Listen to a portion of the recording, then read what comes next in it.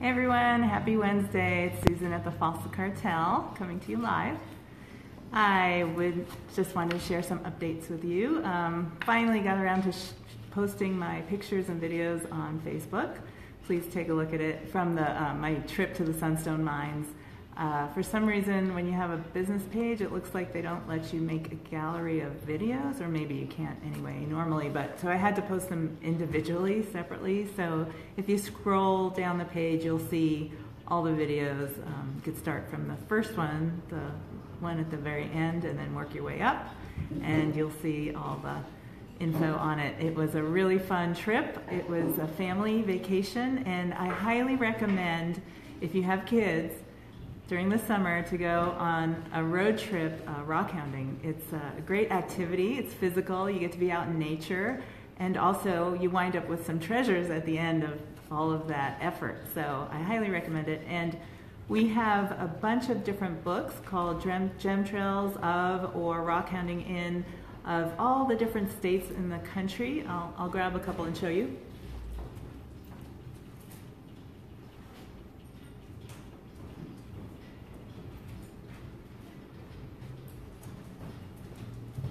So there's a whole series, Gem Trails, this is the one of Oregon, and then the Rock Hounding, this one's in New York, but like I said, all over the country. So this country is full of beautiful gems and minerals and fossils. So it's a great activity with your kids, and educational as well. You could talk about the geology and then the mineralogy as well.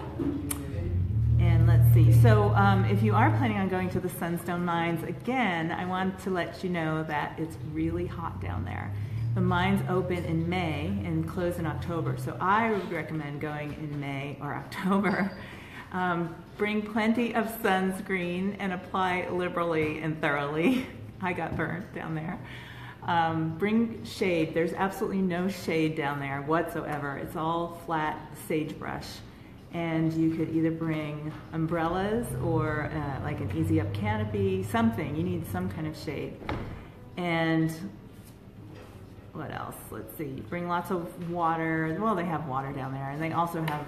This is the Spectrum mine down there. They have a flushing toilet, which is nice. They also have a shower.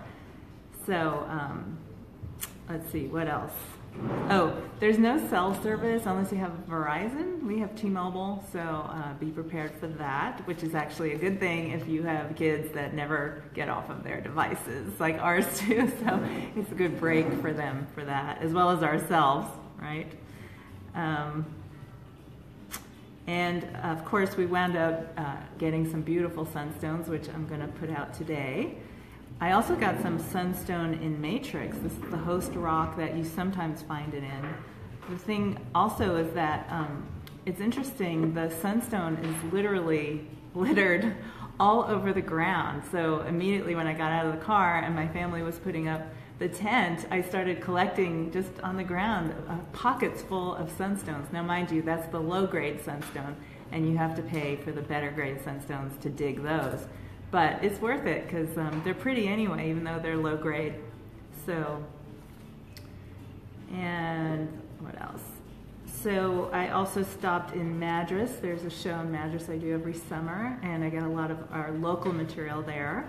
I got some great petrified wood. I got some logs, some thick branches. Got a bunch of those. And some other, I got some great thunder eggs, trying to think of the other local, oh, I got some tumbled carnelian from Oregon, so pretty, and it's not heat treated. A lot of the carnelian on the market has been heat treated, it just makes it darker, and this is all natural. I also wound up getting some tumbled azurite, which I've never seen it quite like this. It's almost chalky, and this is from the Congo. It's very different material, so that's pretty cool. And I wound up getting some tourmalines from the Himalaya mine. It's the guy that owns the Spectrum Sunstone mine also owns the Himalayan tourmaline mine in Southern California. And I wound up getting some of those as well. This is a really pretty green one. Wish I had a flashlight. Next time I'll bring one to show you the translucency. And some really pretty pink ones as well.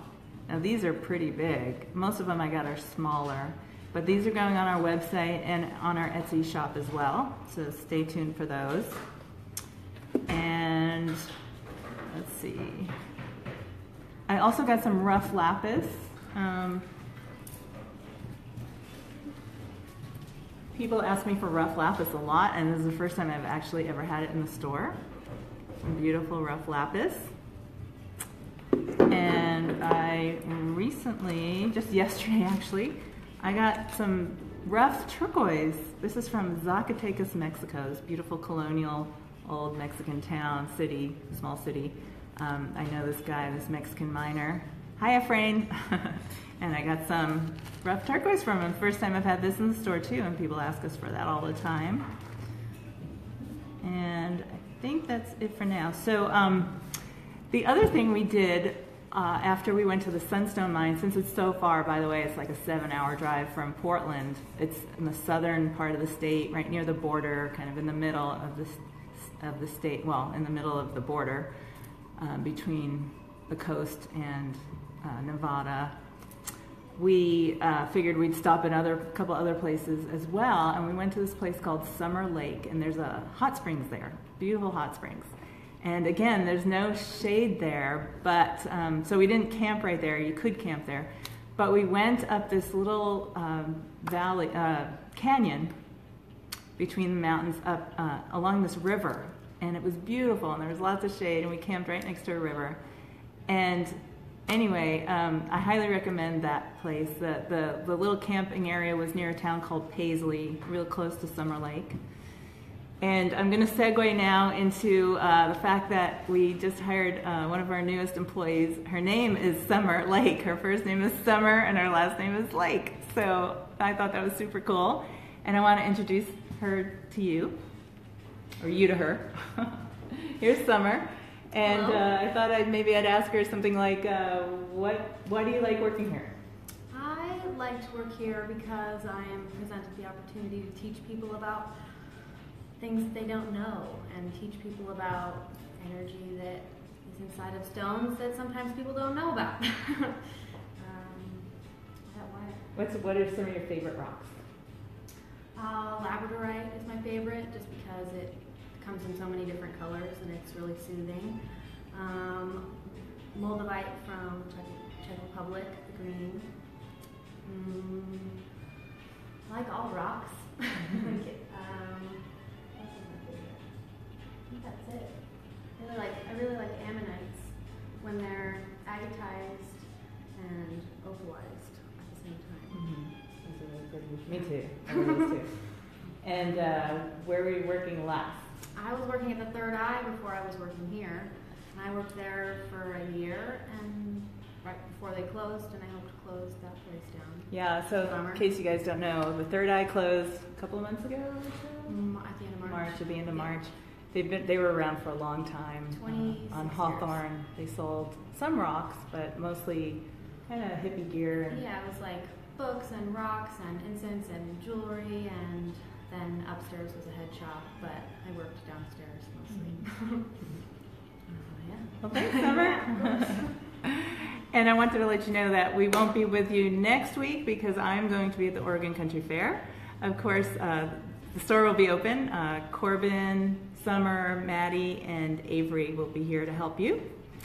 And other than that, I wish you a happy 4th of July weekend. Be safe and enjoy the fireworks and the barbecues and have lots of fun. See you in 2 weeks. Take care. Bye-bye.